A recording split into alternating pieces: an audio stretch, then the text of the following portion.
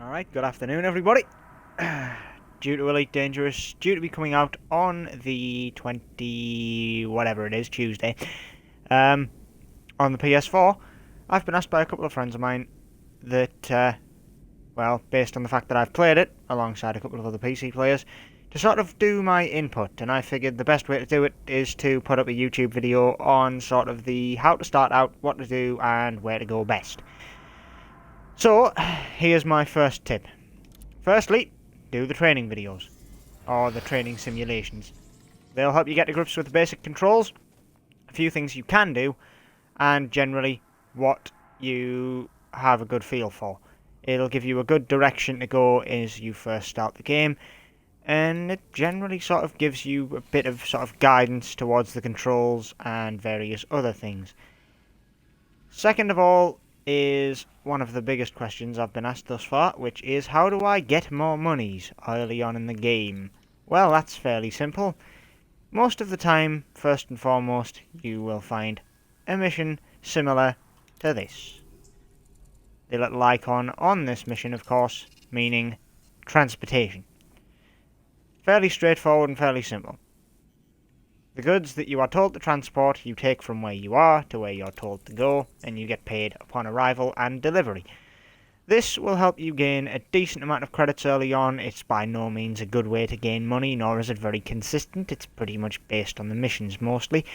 Now, based on the amount of changes that have actually taken place for this game since it came out, I wouldn't know whether you'd be paid even remotely close to what I am, based on the fact that I have made it up to, what, like entrepreneur rank, I think? Yeah, entrepreneur rank, only just. But, yeah, the pay will still be pretty decent, and you'll be able to get yourself a good amount of money behind you, because you'll be starting in a flying shoebox, which I'll probably be able to show you once I land at this next place I'm going to. Second of which, and most importantly here, if the controls seem to be a bit daunting at first, when you first play this, don't worry, it's fine. It'll just take some time to get used to. Trust me, I would say a pretty well seasoned gamer. I've played thousands of games over my time, and I've been playing since I was 5. Still getting to grips with all the little nuances and, you know, hotkeyed pieces of controller, like area that you go into, all the side menus and stuff like that. It's a little overwhelming at first, and it takes a little bit of time to get used to. And I'm perfectly comfortable saying that, because once you actually do get used to them, it makes for one hell of a PC port over to consoles. Now, the other thing I'm going to mention here is a little bit to do with the Frontier research I've been doing into the PS4 edition, and this applies to the Xbox players community as well. Now, with the controls for Elite Dangerous, there's a lot of customization options that you can actually do, which are, you know, things like, actually I want to go over the menu in a moment, so I'll take that off. But with the controls, you want to customize them to sort of fit, you know, your own playstyle. Now, with that, one thing I will say here, and this is the PlayStation specific part, is that because the PlayStation has the, like, PlayStation Move thing, sensors in the front of it, like in the very top, that is going to be used to do the head tracking, where you move your head around. So I would say, just based on how this game works, and that you need to maintain a constant combat focus to the center of your cockpit for aiming, you probably want to turn that off. It's not a set in stone sort of you need to turn it off. It's absolute garbage. It remains to be seen. But personally, the feature as it was described to me from my understanding of reading about it, I wouldn't have it on, because I'd figure that this kind of bullshit, when you're trying to, like, maneuver your craft, because you've got to use twin sticks, especially for a friend of mine who has cerebral palsy in his arm. He uses literally one hand to navigate a lot of games, and his other hand is sort of a subsidiary if it's mainly ever used. So obviously, movement in your hands of the controller, it happens, albeit minor. You still don't want this kind of thing going on when you're fucking, you know, trying to aim in a straight line. It's just something that got me thinking about that, and I don't know, as from what I understand of the concept, it's not something I would enjoy. It's something that would maybe detract from the experience. Though the one thing that, of course, the PlayStation has over the Xbox at the moment, alongside, of course, its PC counterpart, is the ability of VR. They are looking to obviously support VR. This game is absolutely huge on things like the Oculus Rift and HTC Vive, that kind of stuff. it's very much described as a hell of an immersion if you're in VR as well, so this game might be a good selling point for them. Now, as I said, I wanted to cover the menu in a little bit of detail here. So this is basically the menu you'll be getting to. Now, on the Xbox, you get to that using the X button, which is the equivalent of square, and hitting left on the D-pad to go to your target panel. This brings up all of your navigation menu. Now, the navigation menu at first seems a little bit overwhelming. Now, obviously, as you scroll down, you get things that are unexplored, space stations, planets and other some such appear as unexplored initially, and of course you get your planets you've seen, you get your planetary bases which are listed as sort of subheadings to the planet, that kind of stuff, and then you get your, unexplored events and stuff like that. These low security ones are probably unexplored colonies. Other than that, you do get occasional signal sources and stuff like that pop up in here you can always investigate while flying around. The other ones here, these are star systems. Now, these are very much based on whether your frame shift drive, your little thing that can basically have you hyper jump through space, is actually good enough to go the distance. So because I've got a ridiculously good adder here that is designed for 3 things. 1, bounty hunting. 2, short range trading missions and burst, and also smuggling. So it's designed to go a very fast distance very far, and a very far distance very fast, and remain pretty much undetected, with the ability to get in the way of a fair good few, I would say, other sort of combat situations if need be. Now, this has a Class A frameshift drive in, so obviously the range on it is ridiculous. The weight that I'm carrying says that it's excess mass, and on that note, I'm actually glad I'm in range of Summerland at the moment, albeit it is a stupidly named system. There are some that you do need a permit for. There are ways, so I've heard, to sort of jailbreak the permits, so you can trespass in the system. But yeah, some systems require a permit. Unless you have that permit or some way to bypass it, you ain't getting into the system at all. It's pretty much that simple. But when you have a lesser range, say I needed to go about 20 light years away, the 20 light years wouldn't actually be listed in this list. And this is one thing that confused me for about all of 20 minutes. I was stuck with my first mission that was sort of out of my range. I couldn't find where I needed to go.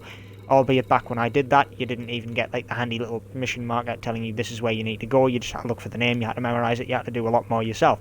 The UI has vastly improved since then, and that's all good. But if you need to go to a system, specifically out of your range, best thing to do is just go over here to your galaxy map, open it, and then once it opens, it does take a fair while on the Xbox. I'm not sure how the PS4 will take it. The PS4 Pro is probably good. The loading times on this do tend to fluctuate quite a bit with, patches and various other updates. But on the bright note, though, it has actually started me here on the system I need to go to. This is where I am at the moment. Basically, I know where I need to go to. It's Lambda 2 Forensis. So I just highlighted it, plot route, and then it gives me a route straight there because I can get there in one jump. If you're out of range, which is the only reason you would really use this, you would then get a multiple system jump route. The only thing I would say about that is it works to a good degree. Just please, for the love of God, because this game does work on fuel rather well, make sure you've got enough. So if you know that about, this is an 11.3 or 11.3. So this is an 11.3 light year jump. It's going to use about a tenth of my fuel tank, I'm going to say. So if you have to make like 12 jumps of this, make sure you are making a midway stop to fuel yourself up. If you get stuck out in the middle of nowhere, especially on the PS4 or Xbox One communities, there are nowhere near as many fuel rats, which are an online organisation with their own forum that will bail you out with fuel limpets to give you some extra fuel if you're completely fucked in the middle of nowhere. Though they do have operating distances and they do have response times, which can sometimes take days from what I've seen. So it's best to always make sure you don't fuck yourself, and if you are going on a long journey that will require something of a, desolate existence, make sure you're taking the appropriate fuel generators of fuel scoops from Suns and get to know your craft very well before doing so. Now then, I'm going to jump to this new system, deliver the goods, get the payment, and make myself some money. Hopefully the spaceport that I will land at will have a sidewinder, and then I can go over the details of the starting ship, what not and what to do with it. Mainly because when you very first start out, the ship you own is classed as rental. You don't actually pay for it, it's perfectly fine, and bollocks, it doesn't look like there's going to be a spaceport I can get a ship at here, that's fine. But when you start out in the rented ship, you get pretty much a loadout that is absolutely garbage. So you can always check on your fire groups, which will give you your weapons loadouts, your modules, that literally covers every last thing you have in your ship, which I'll be covering a little bit later on. And the status screen is basically how your local reputation stacks up, what sort of state the local economy's in, your overall finances, so whether you have a loan, the amount of money you have, the amount of percentage your cargo is insured, which I'm pretty sure only exists in the PC version right now, but it has been there since day one on the Xbox. I just may have not found a way to insure my cargo. I don't know. The ship insurance cost, that's pretty much always been set, I believe, to 95%, because of the Pilots Federation subsidies, and you only pay 5% of what your ship's actually worth as the rebuy. That alone should state out this next point. My ship's 311,316 credits to replace. Now, that's 5%. That, if you basically work it out, that means my ship's worth about, what, 7 million? Somewhere along those lines? Anyway, yeah, so basically, that's the amount of money you have to kit out. And this thing that I've got, albeit it's an A-class, is a starter ship. This thing is very cheap. It's a very good ship for light traders, miners, fighters. It pretty much covers all bases at a very modest price of about 80,000 credits, depending on where you go. Obviously, different shipyards do have different prices. Most of them are standardized across the board, but you can find discounted ones elsewhere. It can sometimes pay, especially late game ships, to actually find a discounted version, such as the Anaconda. That can save you, I think it's like 50 million is the difference in price from the top end to the bottom end prices you can find around. But yeah, it's expensive to kit out your ships. You have very, very limited starting balance.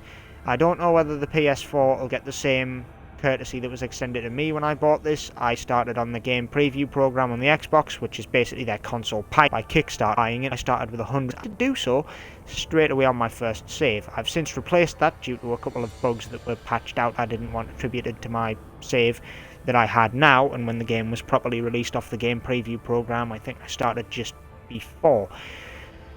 But yeah,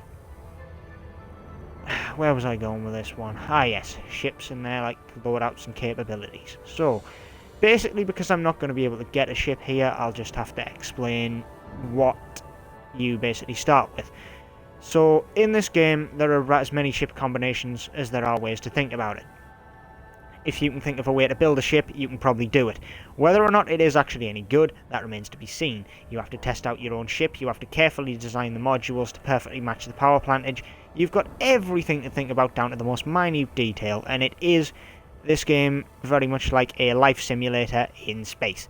It's about as in-depth as real life, to the point of which this game literally has a full-on political system that is ever-changing, to the point of literally you needing to play this pretty much every day to keep up with everything that goes on. You've got a day-to-day news network coverage that covers all the new events in the game, all of the new other, details and things like that. And one of the great things about the Elite Dangerous community is, this isn't just something that the devs do that causes them a shitload of work that has to be obviously gone through and all this bollocks has to be put in place before patches and stuff can come out. No, this is all done basically with some Frontier hand in, just to sort of, mediate things. This is all just done by the community. You can literally submit these news stories, you can make things happen. Everyone, as far as I'm aware, will share the same play space. That includes PS4, so albeit the game is not cross-play, we won't be able to fly in the same space as each other. That's fairly self-explanatory. But every action that you take on your game, PS4, PC, whatever, that has an effect on my game and everyone else that plays the game, regardless of the platform. All of the data is uploaded. So, if you come and destroy one of my favourite factions, I will buy the game on the other platform and kill you. That's kind of the extent of it, basically. If you fuck over someone else by just indirectly hunting pirates in a system when they work with them, until the point they're basically eradicated, even if they're playing on a different console, you've still fucked them over. So yeah, feel free to, pick sides in the whole political fight, Empire, and then decide to go from there. It's entirely up to you what you'd want to do, but each individual sort of political person has their own ideals and own way of approaching the ideals. For now, the best way to describe that is for late game only. Most power guys will not even touch you if you're a brand newbie to the game, however it doesn't take you more than a couple of hours into the game provided you're industrious enough to actually get fully up there and ready for someone to take you under their wing as a pilot for them. Now this does come with its fair share of risks, and every other faction in the galaxy will probably be gunning for you. So consider that carefully. But I'll go over that more in detail if I deem it something that's, worth covering. The whole power play system is a pretty big mechanic that was introduced shortly after I started playing this. I've been involved in it. I've sided with a certain power, which some of you will have seen if you've checked when I've gone into my systems panel. I couldn't even remember the name of it there. But yeah. Anyway, back to my original point, before I go too much off on a tangent about random bullshit, because I have a habit of doing that when there is so much to this game, there is so much to cover. I'll probably have to make about 40 million episodes of this. The ship that you start with, that is basically started out kitted with 2 fixed pulse lasers. Now, fixed guns aren't what you need if you're a newbie. They are basically weapons that the crosshair will stay in the absolute dead centre of the screen and have very little, if any, movement to track a target. So if you aren't shooting dead ahead of where the target would be to actually, call out where your shots are going to have to land to hit the target, it's not going to be particularly accurate. Secondary to that, you do get your gimbaled guns, which do track your target. And then lastly, you get your turreted guns, which are just complete turrets. They'll auto-lock on and auto-fire once you've hit the trigger for a little while at your target, making it rather easy to shoot them. However, the more complicated the targeting system in your guns, the more likely it is to break.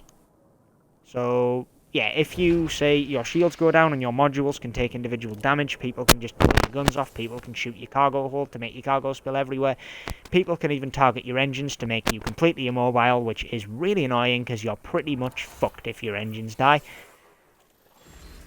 But, yeah, before going into combat, consider your starting loadout very carefully. Anyway, I've just delivered the goods, plain and simple. It was a nice easy run, and is there anything else here I can do in the way of sort of just general trading runs, because I like something nice and easy while I'm talking about things.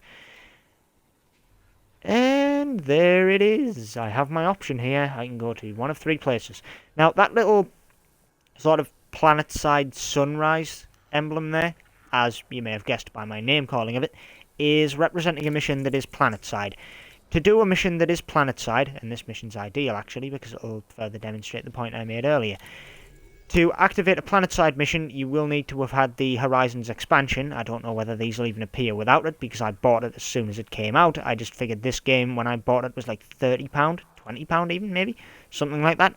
So, yeah, splashing out an extra 20 quid for the quote-unquote season pass with a Horizons expansion to allow you to land on God knows how many fucking planets. Literally, it's probably in the hundreds of millions, and I'm not even exaggerating. So, yeah, £20 for a DLC like that? I'm sure people have spent money on worse DLCs. Anyway, the starting Sidewinder, to go back again to this, I'm fucking going off on a tangent pretty much every time I try and talk about this. After you've got the starting weapons to consider, you also have the starting shield battery and the starting equipment on board. Now, the starting shield battery on your starting Sidewinder will be an E-class, if not worse, so it has literally no, and I haven't locked onto my new destination, what am I doing? It has no durability and will pretty much get flattened by anyone, even with a simple machine gun, in about all of 5 seconds. Now then, with regards to the travel distance, as you can see here, it's saying I've got excess mass for a lot of places. The starting jump range for a starting Sidewinder is probably enough to get you stranded in this system, because the nearest one to it's like 7 light years away. It doesn't have a very long jump range, and you're best off starting in the home bubble, so to speak. The home bubble, it depends on where you would start, but I'd imagine if the Xbox version is anything to go by, pretty much everyone has had their immediate start in either LHS 3447 or another federal system which is considered quite newbie friendly. Now, I only started in LHS 3447 myself. That's the only reason I can really call it out as the starting system. One of the main things that I would say to that is, there's always an economic system. So each individual system here, you'll notice along the side there, it has all of its different details. One of these is economies. Every star system has its own economies, and every space station slash planet-side base, whatever you want to call it, has its own economic system built within that. In that turn, if you are going to do trading, piracy, whatever the hell it is that's going to involve you either stealing or delivering commodities to people, you're going to want to take that into account before making a decent decision. Now, why I say about that now is because it's very important for everybody to have some sort of home bubble. This is what I've designated here in my thing, hub. I've also got a cheap Imperial Slaves thing because I found a place you can buy them for like fucking 12 grand when they're like 17 usually. So it's a really lucrative trade run. And Lamarck Dock's just where I get my high price minerals. Anyway, aside from that, if you can find a hub, you can always bookmark it. Just bookmark it under whatever you want. You can call it whatever the hell you want. That little hub should be your little trade area. You can just build up a nice bit of trade, get to know the local factions, get on the good side, and keep that as a bubble of safety for yourself. Because if you're going to engage in particularly piracy, or... Who's scanning me? Feck off. Twat. I didn't give you permission to scan my ship, so fuck off. Anyway. Aside from that... Oh, right, you were a Patrius Sentinel. Why the fuck did you scan me? I work for one of your colleagues. Moron. Anyway. As I was saying, each individual place has its own economy, and you'll want to build up a sort of home reputation bubble around the area to make sure that you are well respected in that area, and if you decide to make an enemy of a nearby local faction, you can at least retreat to the safety of where you'll be accepted. This is something that is ever changing, so if you do make an enemy of a certain faction or a certain group, unless it's a superpower, there's always a way to get away from it. But the one thing I would say for definite you don't want to do is you don't want to push the three superpowers too far. You push the Alliance too far, they have reach. They have a lot of reach, they have a lot of manpower, and they have a hell of a large amount of space. The Empire has a stupidly powerful navy you do not want to get on the bad side of. Same goes for the Federation. Going up against one of those superpowers without the backing of another one of those superpowers means you die. That's pretty self-explanatory. Anyway. Now then, with the travel mechanic, as I said, it's pinpointed 2 locations that I'll need to fly through. I just need to make sure I have enough fuel to get there. And this is something that I can't understate enough, based on the amount of people that I have seen actually panic about their fuel and run out halfway through a journey. Most of the time there is a space station involved, as long as you stay in the quote-unquote human bubble that is, human inhabited space. However, if you decide to go exploring, that isn't always going to be the case. You're probably going to be thousands of light years away, if not more, from, human civilization or anywhere you can dock to get fuel. In fact, some people have literally taken years out in this game to go exploring that far. That they've literally taken from 2013 to 2016 in real time to actually go from where they were out to space and back again. And in that 3 years, they haven't actually docked in this game. They've probably played it every day, haven't docked on it for 3 years. You imagine how hard it is to do something after 3 years when you can't remember how to do it. But that's part and parcel of the dance, though. This game has so much depth in it, you can choose exactly what you want to do. If anyone has any other videos they want me to cover at any point, feel free to cover it in the comments, and I will make a video on it for that designated career path. That also includes CQC. That's a very underrated part of this game. That is a paid-for expansion, but I believe on the new disc version of Elite Dangerous with the Season Pass, you get access to that. It is basically a PvP mode that is brilliant for sharpening your combat skills because you do not have to risk your own ship to do so. And yet, it's so underappreciated by so much of the community. The one problem the Xbox has is you can't get any matches done on matchmaking until Saturday, today. Basically, that's pretty much the long and short of it. You're lucky if you get it any other time. But yeah, to actually finish off the point of the ship, because I don't know how many times I've got sidetracked while going on about it. Don't keep a hold of the default ship for too long. You probably want to move on and buy something straight away. This is where I recommend the Adder, the Viper, the Cobra, but not the Eagle. There's actually some good fucking celestial objects in this area I don't know about.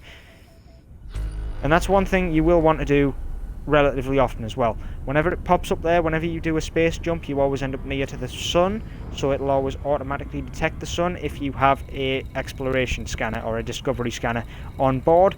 If that's the case, you probably always want to have it ready so you can activate it, just so that you can actually, you know, make use of the credits it can gain from the exploration. Now, exploration is, as I will admit, not the most lucrative thing, but it is something that has contributed me a good couple of million credits rather easily just by scanning local areas and getting the data. If you want to make more out of exploration, I can't say I ever have done really, you can go up to the individual planets getting within a certain range, and then your discovery scanner will get a detailed scan of the place, give you an idea of what sort of minerals to expect on the surface in some cases, and basically the data becomes more worthwhile to Universal Cartographics, the universe's cartographer. Now, the one bonus that's there is if you discover something first, you actually get your name put against it for all time in the game, which is really cool. That's one thing I would actually question about having sort of cross-platform saves and some such, like where you can like upload your save to a data system and then download it on another system continuously to keep it, you know, unified progress over the platforms. Because your commander name has to change if you're on the Xbox and PS4, so I wonder if it just ports over your commander name as well because you've already had it. Because it's technically a Frontier username. It just uses your PSN name, Xbox tag, for ease of use really, whereas on the PC you actually get to choose your commander name. But then again, this game was optimised for that. But be careful when picking your new ship. That's another point I want to move on to.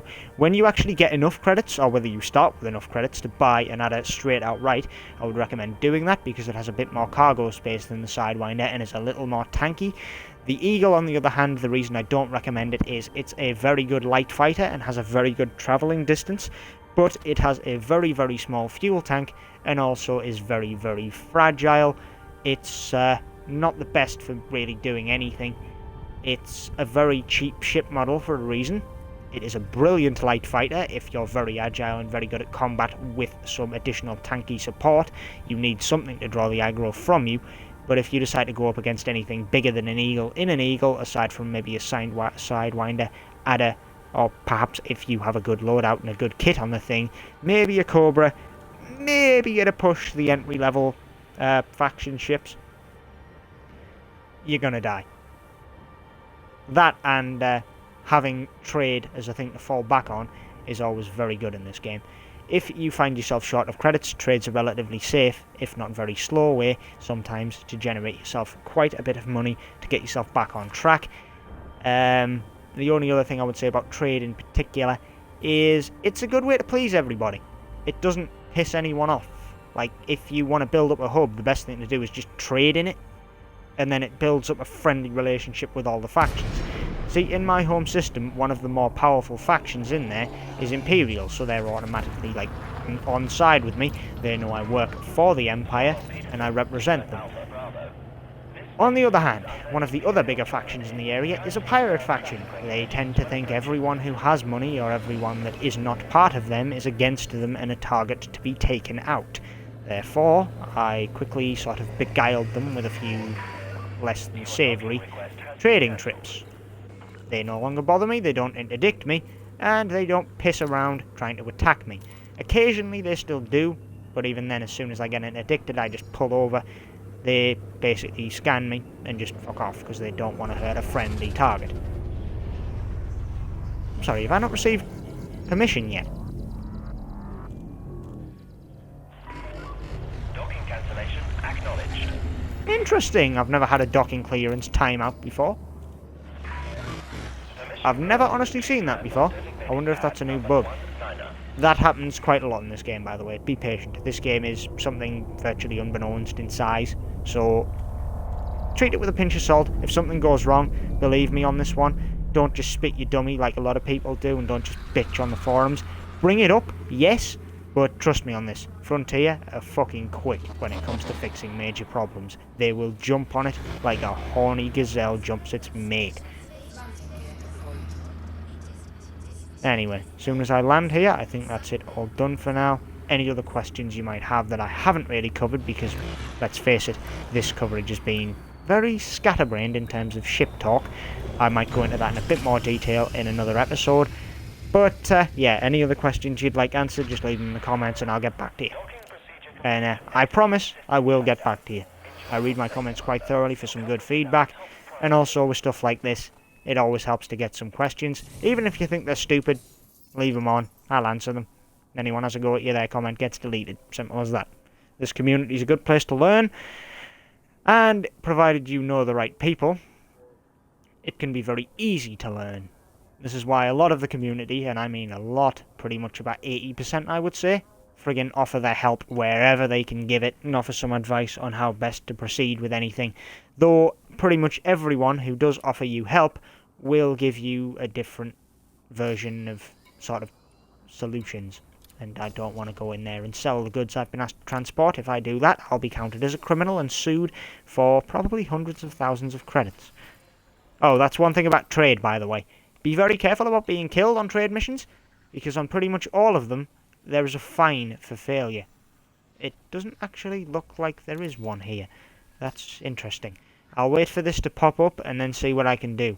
It seems to be taking a while to load up at the moment, but if I get that put in here, then that should be fine. I got my payday, 211,000.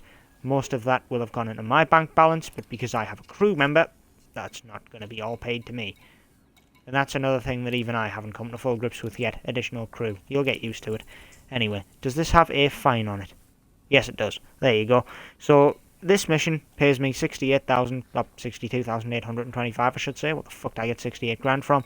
I've got to transport 2 units of bio waste, so human shit. All the way to, well, not that far really.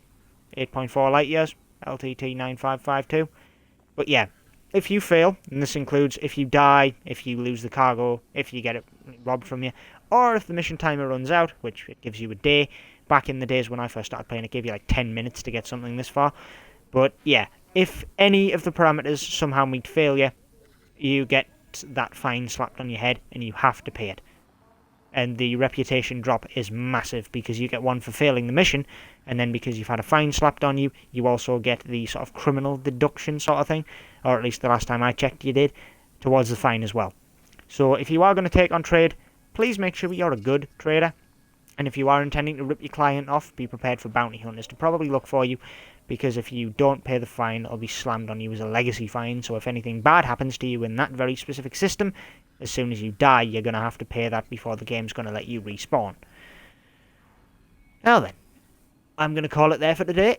That's pretty much enough coverage on a few of the basics to get you started, I would say. I'm not really going to go over the controls or anything like that, because that's what the training sim is for, as I said at the very beginning. Please do take a lot of time to get to grips with that. You know, go through maybe each training sim once or twice, particularly ones where it comes to combat and things like that.